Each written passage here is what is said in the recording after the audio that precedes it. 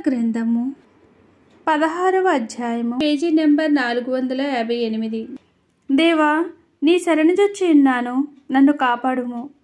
నీవే ప్రభుడవు, నీకంటే నాకు క్షేమాధారమేమీయూ లేదని యెహోవాతో నేను మనవి చేయుదును. నేను ఇలాగుందును, భూమి మీదనున్న భక్తులే శ్రేష్ఠులు, వారు నాకు కేవలము ఇష్టులు. యెహోవాను విడిచి వేరొకని అనుసరించువానికి శ్రమలు విస్తరించును.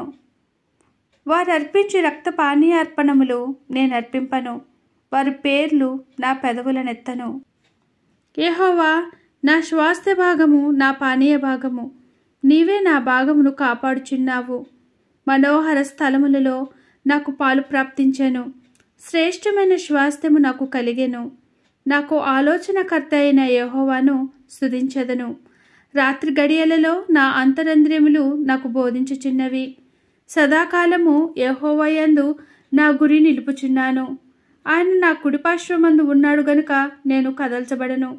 అందువలన నా హృదయము సంతోషించుచున్నది, నా ఆత్మ హర్షించుచున్నది, నా శరీరము కూడా సురక్షితముగా నివసించుచున్నది.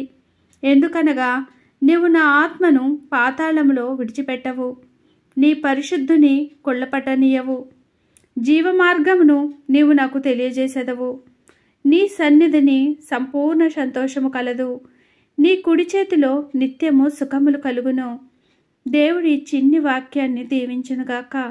మీ అందరికీ ఈ బైబిల్లో వాక్యాలు, కీర్తనల గ్రంథంలోని వాక్యములు చదవటం నచ్చినట్లయితే ప్లీజ్ లైక్ చేయండి, షేర్ చేయండి, కామెంట్ చేయండి.